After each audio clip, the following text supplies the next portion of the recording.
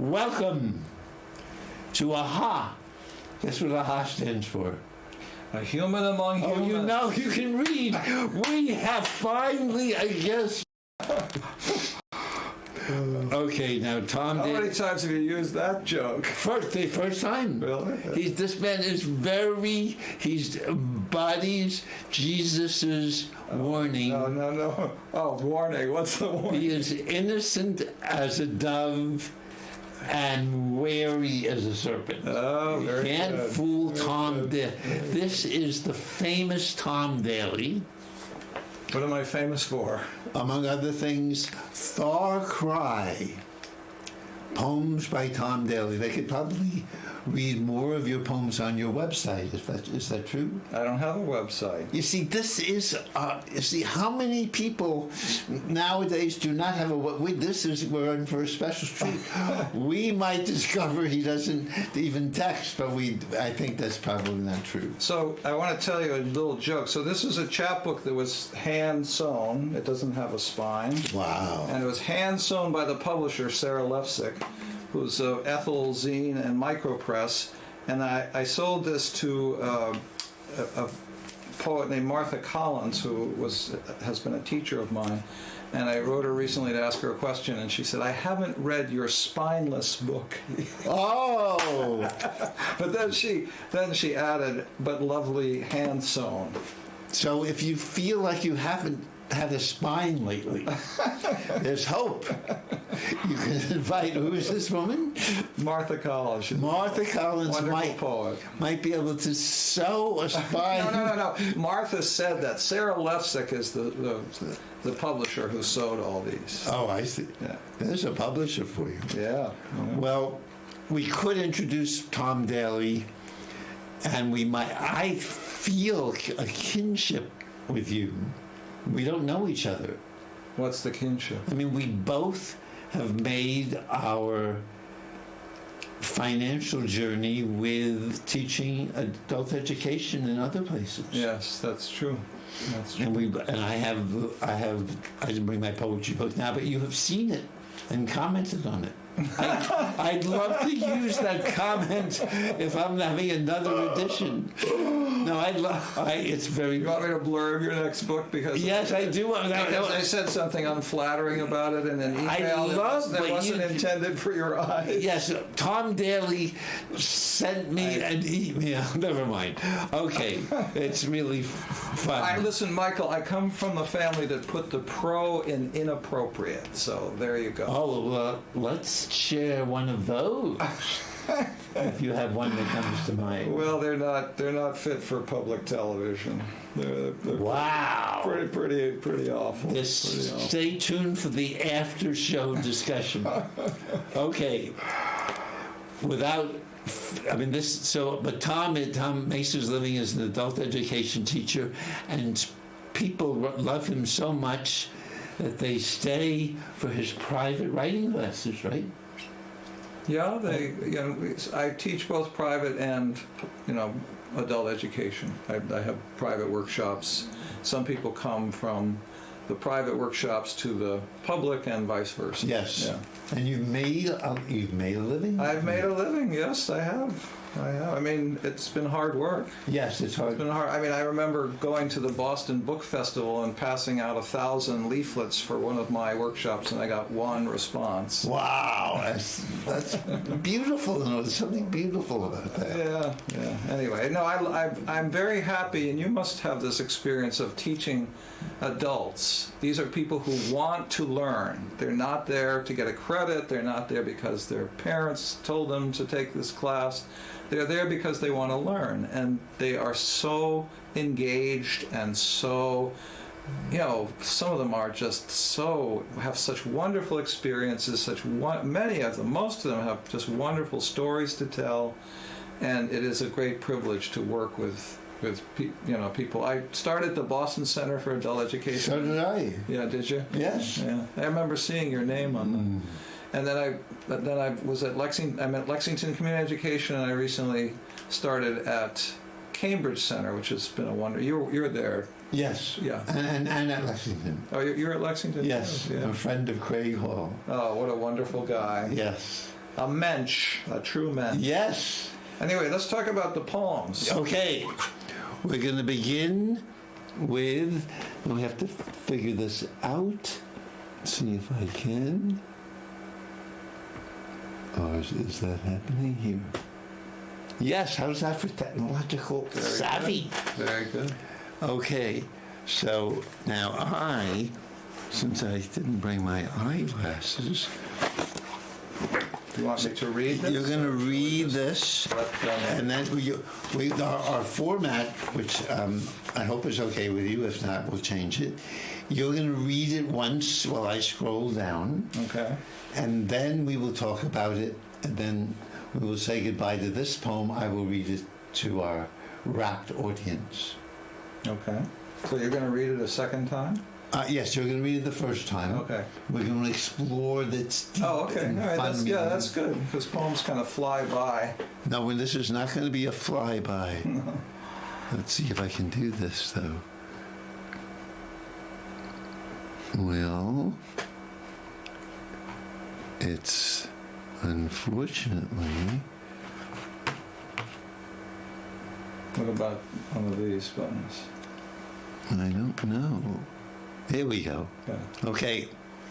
All right, you can introduce it or not. Okay, so this book, Far Cry, is a series of poems that were written in the wake of the sudden death of a friend of mine who I'd been friends with since 1975.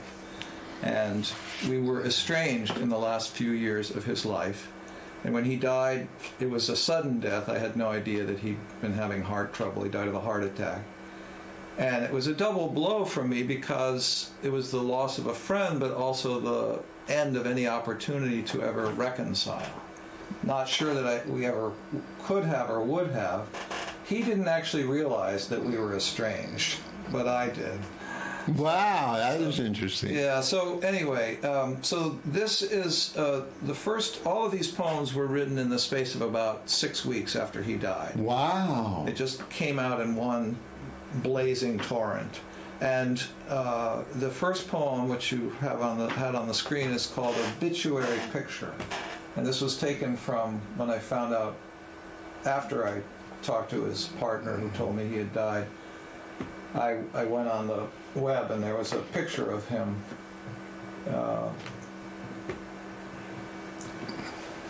Obituary Picture. Your dear and dangerous mouth is open to the sunlight. In your red jersey and perfectly white t-shirt, you are a cardinal on holiday.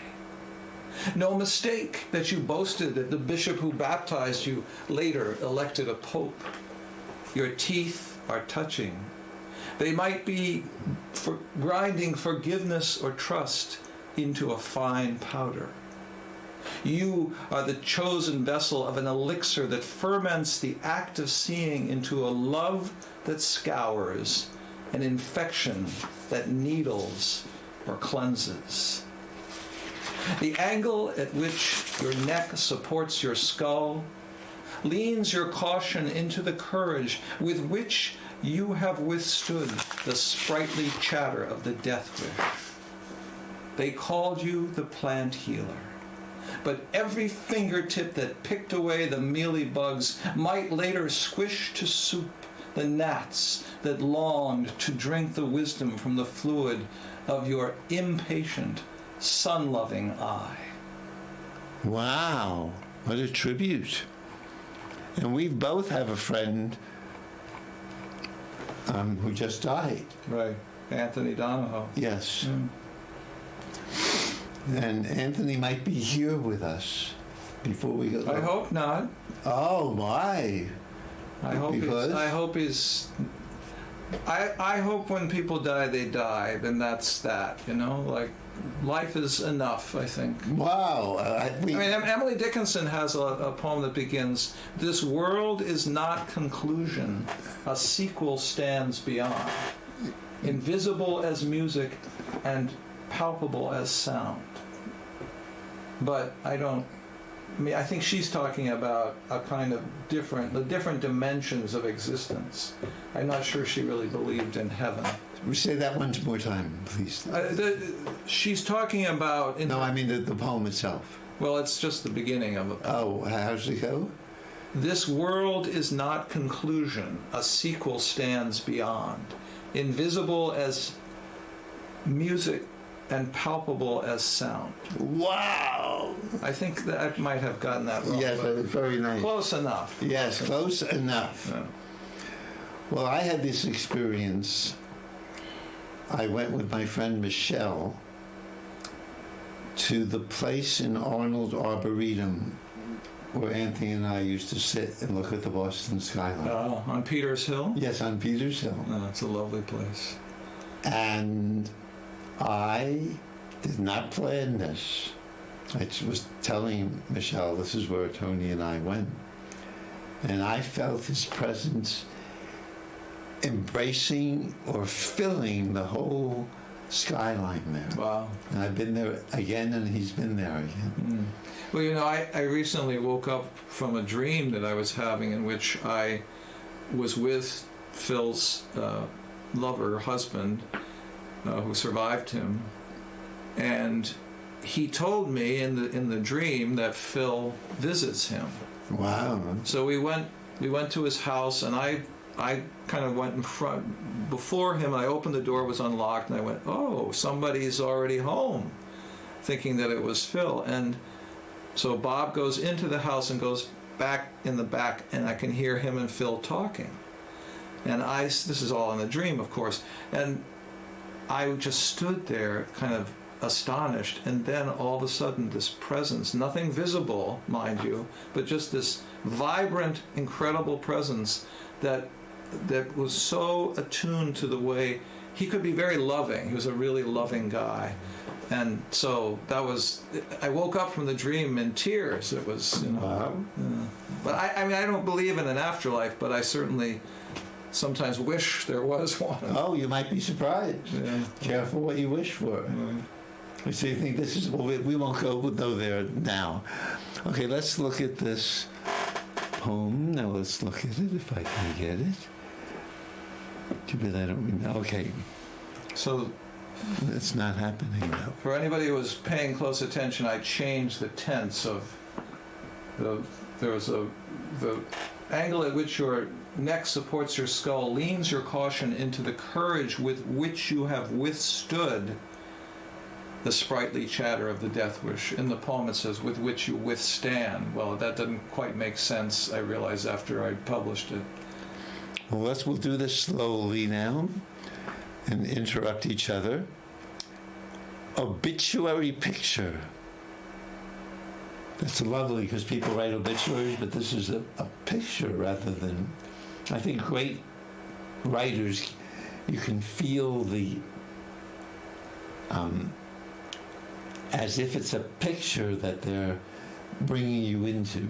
Maybe a moment, a handshake, a kiss. No ideas but in things, Michael. Oh, yes. As William Carlos Williams Yes. insisted. Boy, he was a doctor, he would know. Right. He was very concrete. Yes. Your dear and dangerous mouth is open in the sunlight. To the sunlight. To the sunlight, thank you. Lovely, just what a great opening. In your red jersey and perfectly white t-shirt, you are a cardinal on holiday. This is a beautiful photo. Yeah, I'm trying to describe the photo as best as Yes. I can. No mistake that you boasted that the bishop who baptized you, a lot of B's, alliteration, later elected a pope. And then back to his face. Your teeth are touching. And then you move from this very specific photo. They might be grinding forgiveness or trust into a fine powder. Now that's very interesting.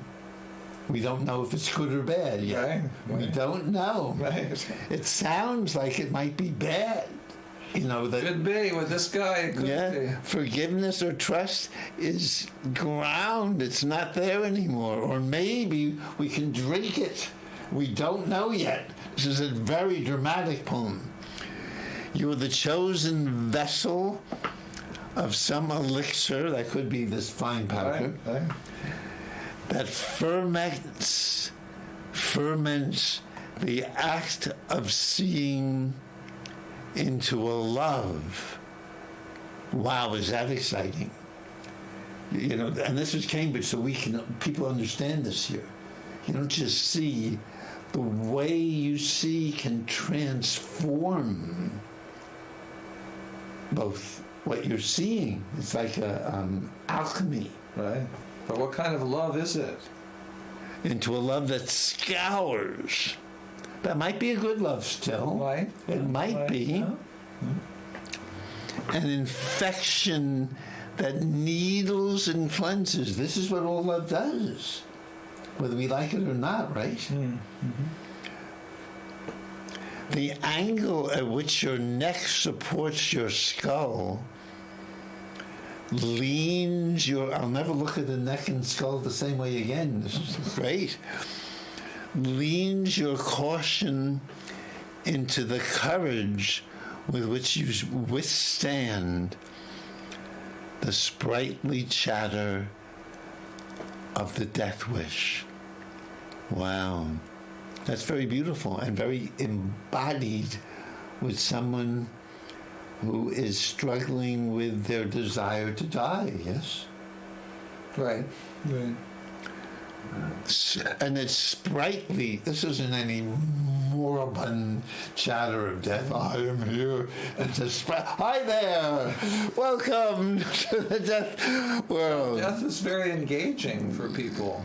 It's think about the people the kind of liveliness of somebody contemplating suicide. I have a friend who's not so. She's been contemplating it for years. Well, what I mean is the actual. If you think about how you're going to do it, that's a very kind of like alive. You can't plan a suicide without being somewhat focused on detail, like a good poet, focused on detail. Right.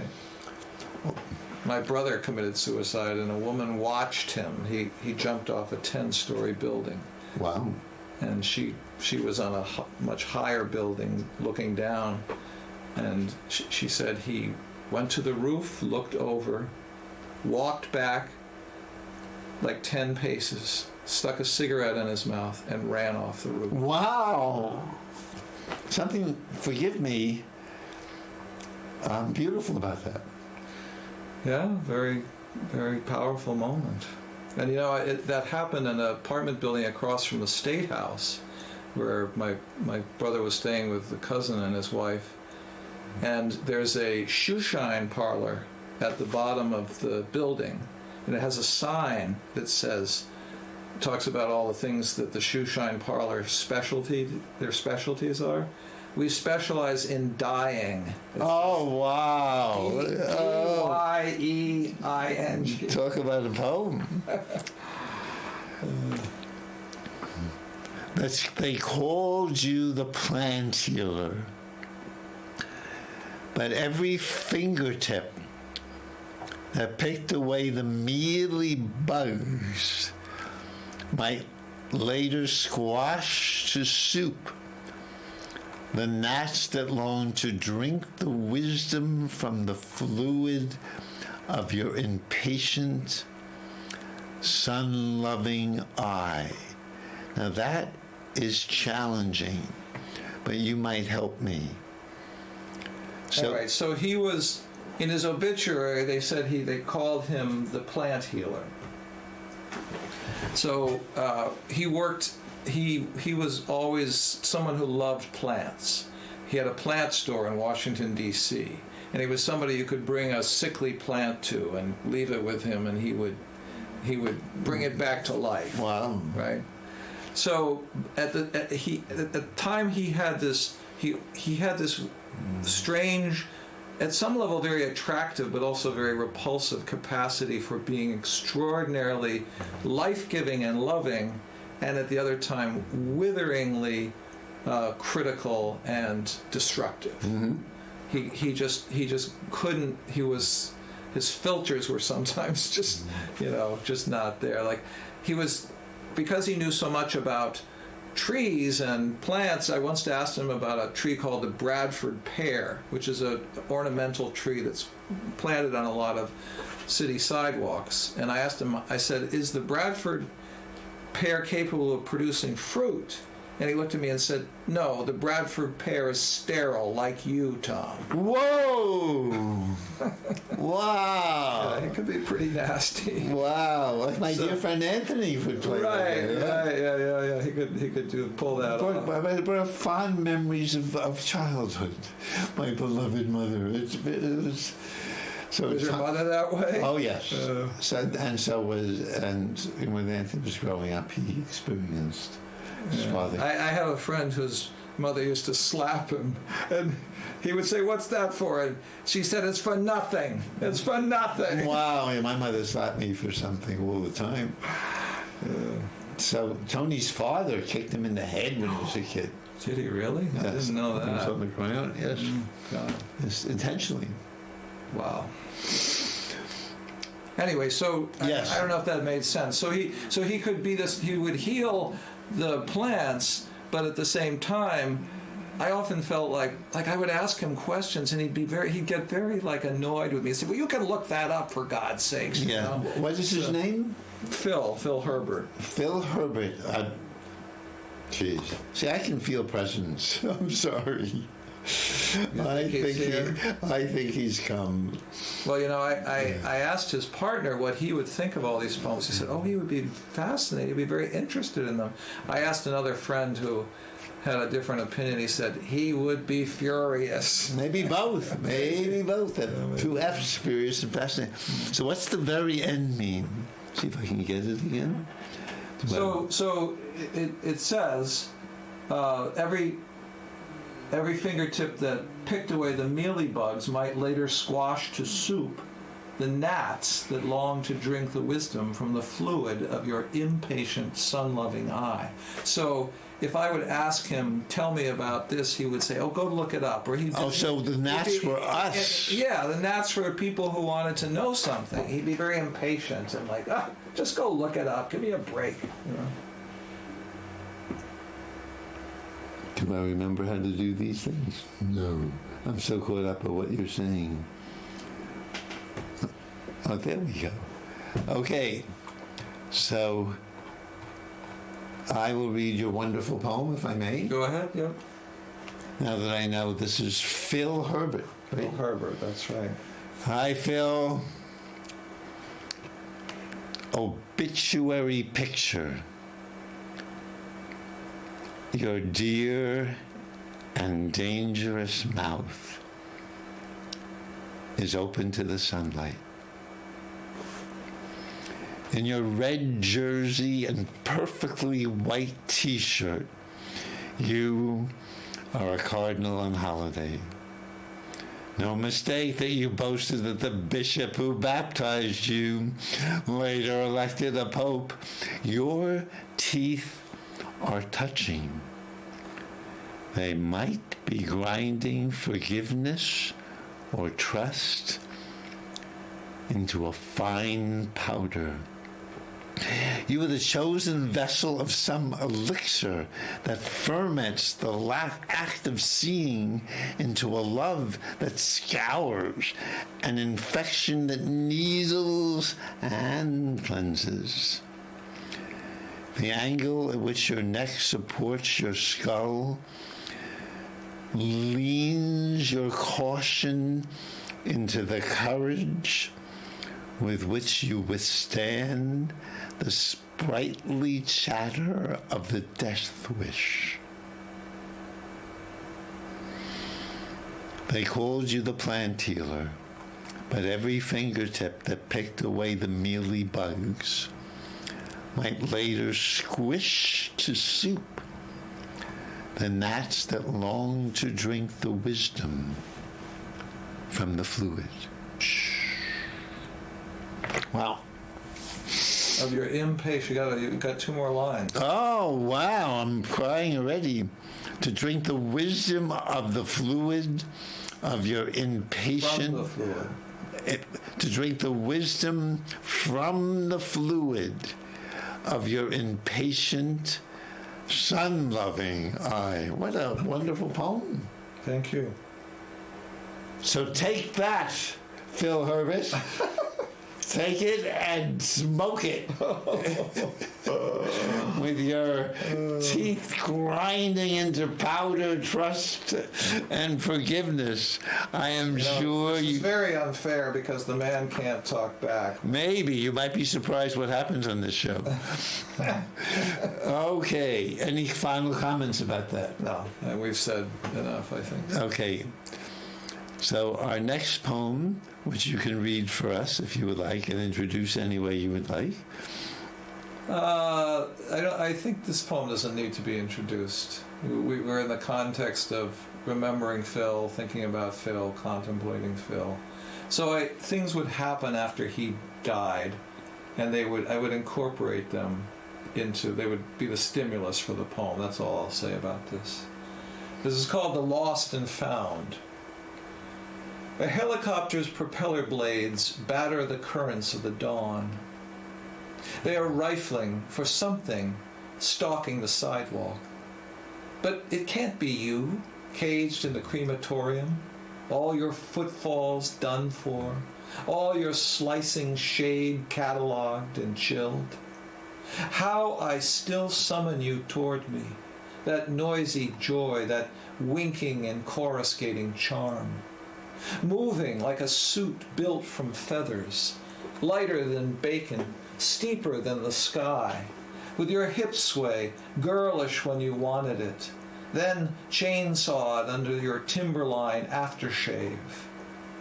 You flounce towards me with your kindly abrasions, your mincing mischief, your sportive glee. In a club called The Lost and Found, how you held your head stiff as a 12-inch ruler, while your hips pepper-milled the disco floor, strewn with white-hot diamonds, your sneaker feet bouncing under the trampoline and the amphetamine of your smoke. Wow. Love it. Okay. Now, what shall we say about the lost and found? It's not lost and found, it's the lost and found. Mm-hmm. So it's about people who are lost and then found? Well, this was the name of a gay club in Washington, D.C. that we used to go to and dance at. And we had some very happy times there. But I thought it was appropriate for, thinking about somebody who was suddenly lost. And I'm in the process of trying to find him through my writing, going back into the memories, trying to summon him back to my consciousness. I mean, I think the difficulty about losing somebody like suddenly without any warning is that there's this sense of disorientation.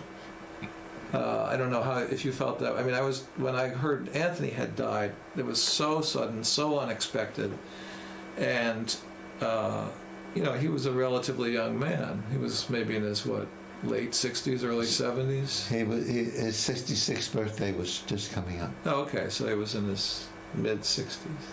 So, the lostness of that experience.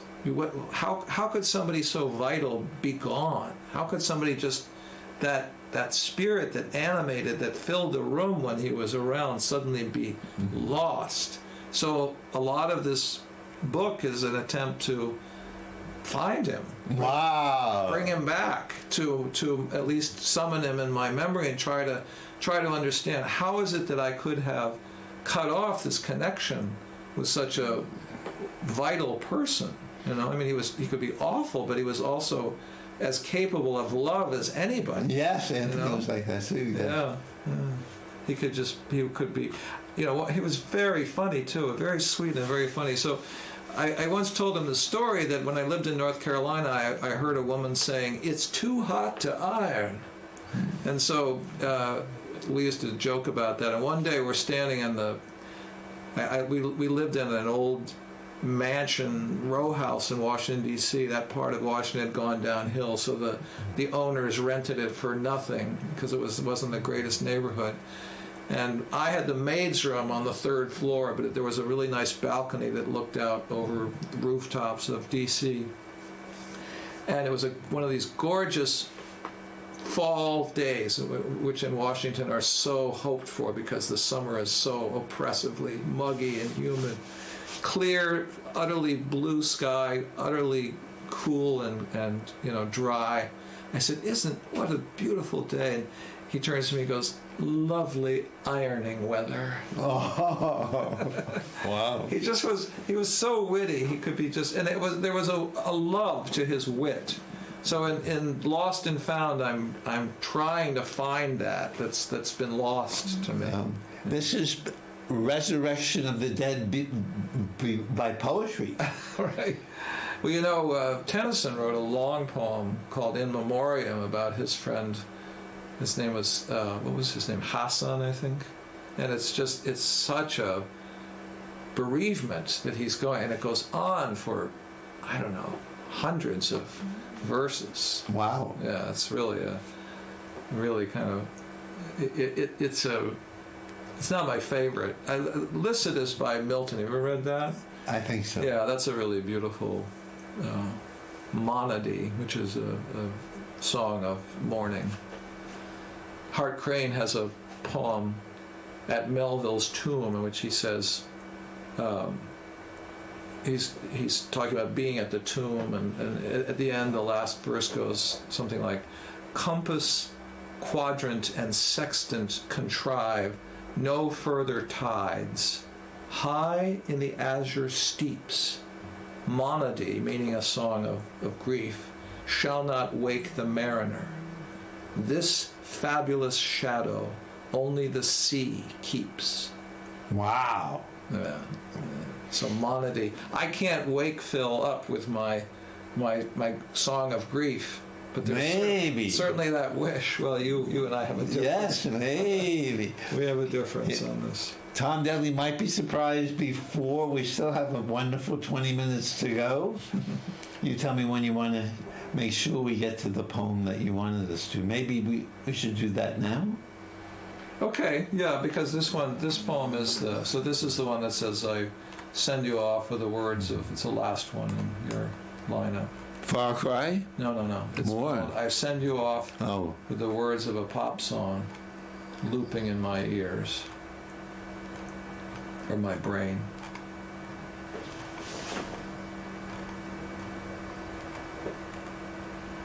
Okay, now. Smoke again. Okay, so I will sing, although I can't really sing. I will Go for it. sing. Yes. The wind blew some luck in my direction. I caught it in my hands today. I finally made a tricky French connection. You winked and gave me your okay. I send you off with the words of a pop song looping in my ears. Bursting behind us now, the Atlantic in late May. Your piggy on my back then, both of us jubilant horseshoes, brawling backwards into the foam. We crossed the Chesapeake to get here, spinning the long span of the bridge at breakneck, the words of the Starbucks song, "Moonlight feels right," spangling our earlobes. Your smiles demure and murderously limbed with the caution we are tossing to. Wow. All quirk and plenteous play and never a dull boy, never a moment not spent in the delirium of your trembling wish to resound with the spritzing bliss of a wave and a cock and a fist. Always and every afternoon to fish and simmer in your barefoot glow. Never a time like this to know that the future will find us, but never let us go. Wow, for someone who doesn't believe in a life after this one, it could have fooled me. There is a little wish in that, isn't there? Yeah. So it's a valediction. It's the last poem in the book. Mm-hmm. It's the goodbye. I'm done, and I tried for the most part to just talk about my incredible feelings of love for him. Yes. And it's funny, I just did a reading at, Jean-Denis Joachim's City Nights series. You know that series? No, I do not. Anyway, he's been doing it for many years, and he has a little cafe on Oxford Street, and he asked me to feature last Friday. And a friend of mine came who didn't really know the story, and she said afterwards, well, he was your lover, right? And I mean, we had sex once, but we weren't lovers at all. Wow, could have fooled me. Yeah, we were very close. And, like my friend Anthony and I. Yeah, and he said to me once, "You and I are like brothers." Wow. With all of the attendant problems and benefits of the brotherhood. And how long ago? And when did he die? He died in 2020. Oh, so this is recent. Yeah, it was 2 years ago. Well, except for my mother's death, Tony's death got me. Oh, really? That intensely, huh? Oh, we were did we have fun? I remember someone in my class lost her husband after 7 years, and they had a good marriage. Mm. And she said at the funeral, some people would think it very sad, or only sad, that I've lost the man I was so happily married to. Mm. But I'm celebrating we had 7 wonderful years. Yeah, that's great. So I'm gonna. That's a good way to let go, or to hold on, whatever she's doing. Yes, I try to successfully duplicating the banter Tony and I loved. Mm. Vicious banter. I bet. Only kind. Oh, he could be. He knew how to. He knew how to get you. He was a victim of mine in the workshop, Mm-hmm. because I had the last word, and I would always I made a lot of fun of him because he did a lot of bloopers. His English was, I don't know whether it came from, the idiom. His natural idiom was Irish. And so he was, had a little bit of a, anyway, he often got things wrong, and so I'd tease him about it. But then when I'd see, and I didn't do that with many people, I don't want to make myself out to be a vicious workshop instructor, but I knew he could take it. But then when we'd be out socially, he would turn it onto me. He was pretty amazing. Just one brief anecdote about Tony, and then we're going to get back to, if I remember it, Phil Herbert. Yeah. So I'm sitting in Tony's living room with his family. We've known each other for 60 years. 60? His family, his parents. Oh, his family had known him. And his uncle. And they're sitting there saying nothing. His father and mother. Not even nice weather we're having. Zero. Tony walks in and says, "Okay, everybody, we're going to share the most painful thing that ever happened in your life. Who would like to go first?"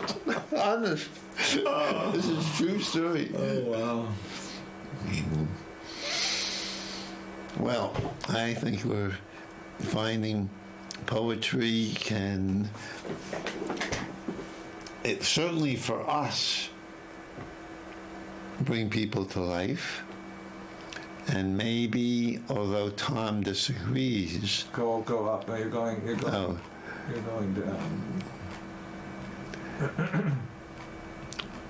love poems like this can help. You I went too far. You passed the title. Oh, yes.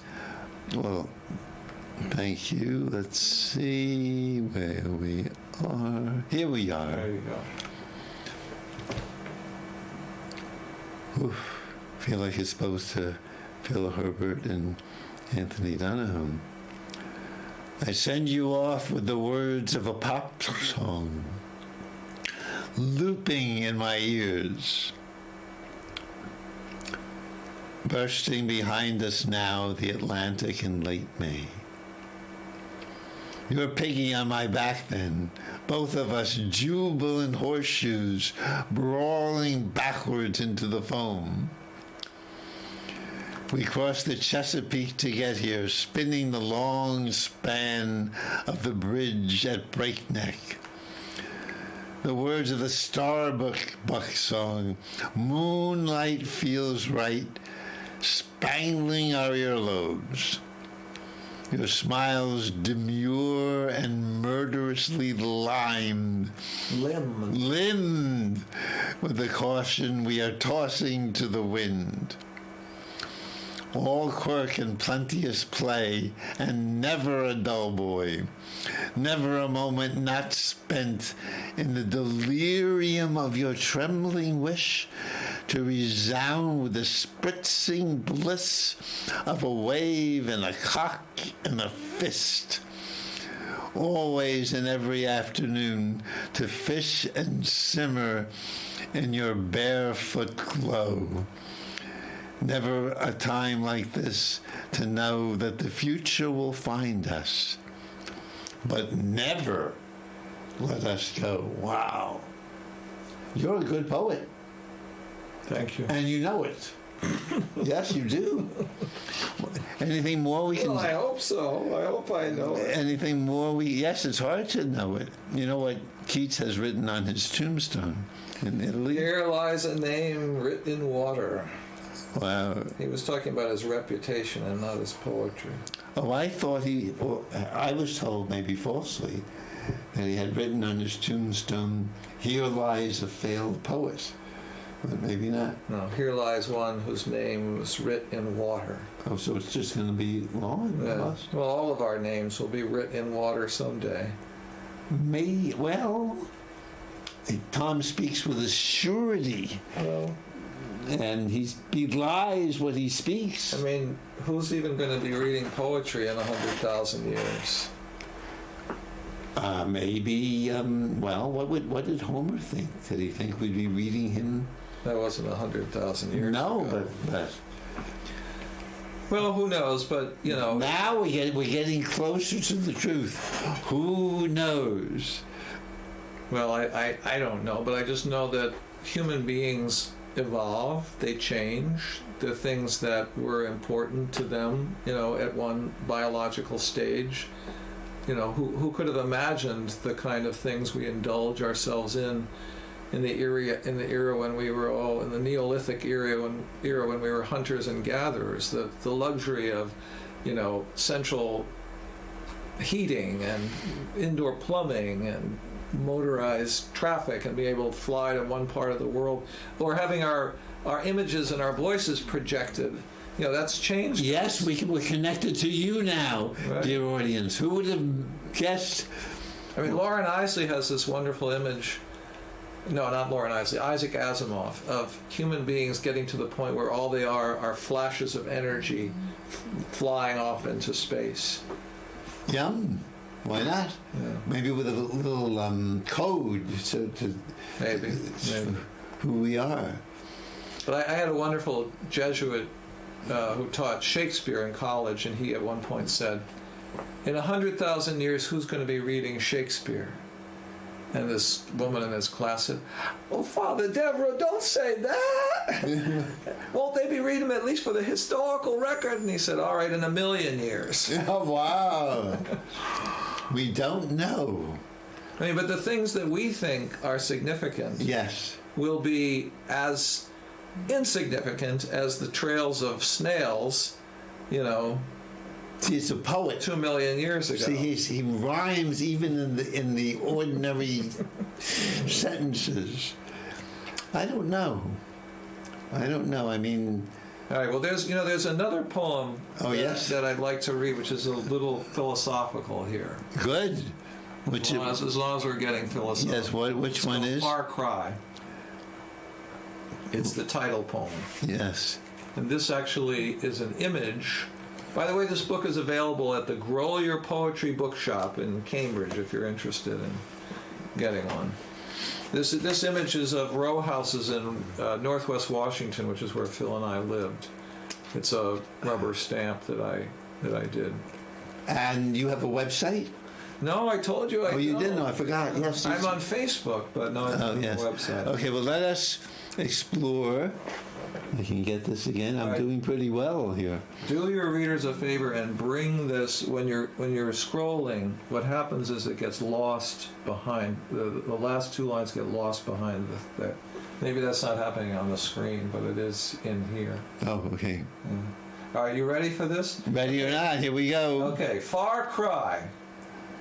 Though we couldn't hear it from where we lived, just north and west of us, the humid and eerie cry of gibbons imprisoned in the zoo hooted in rebounding ululations over the row houses of DC's Mount Pleasant. A truncated hiccup fused with the urgent, inhaled coo of a woman trying to suppress the commotion of her passion so as to not disturb her neighbors. The cry repeated itself with the heft of a ritual syllable, accelerating, amplifying, crowding itself into the stolid mortar of the chimneys it brushed. It seemed to assert the primacy of impulse over deliberation, to warn that degrees of order are a fragile bulwark against the incursions of the whooping vocalizations of the hemmed in and the caged. Now your gone voice cruises over the roofs of northwest Washington, your old sexual hunger hunkering its pangs between the zippers and the condoms. Your lips rummaging the air for downdrafts, for the stir from the cellar holes, for the good stink of the chimney shafts. Huh? So the philosophy here is that you hear gibbons imprisoned in a zoo making these fearsome cries. You could hear them all over all over that part of Washington. It sounded something like this.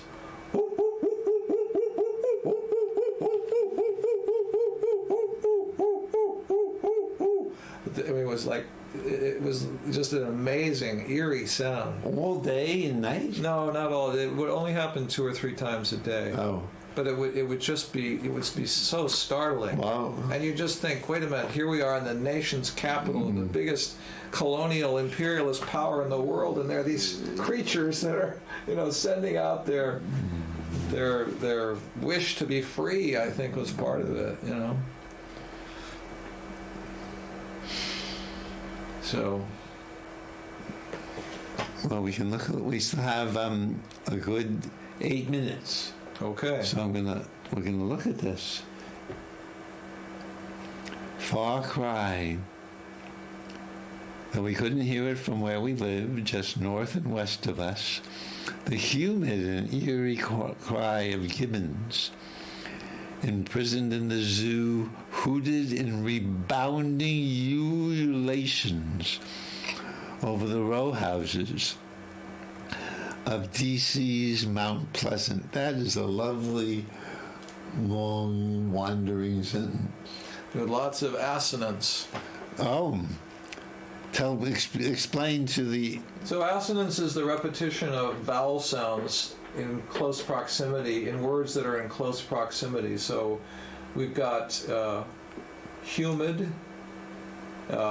ululations, hooted ululations, Then there's those are the main ones. Yeah. Humid, Even rebounding and utilization. rebounding's not exactly the same. Okay.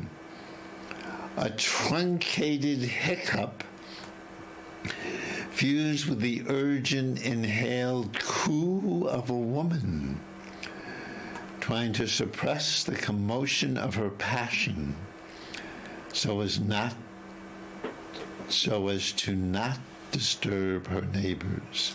So I lived with a couple I was friends with the woman, and she and her husband used to make love, and we lived in this old abandoned farmhouse, and the walls were not insulated; they were very thin. So she would try to make her sounds when she was making love would be, she tried to suppress them, but they sounded like.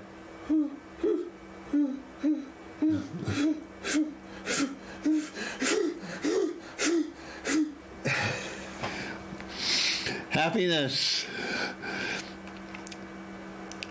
The cry repeated itself with the heft of a ritual syllable.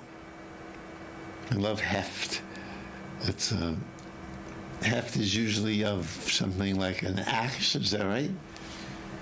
Heft? No, that's haft. Oh. Heft is the strength, the force, the sort of vital force of something.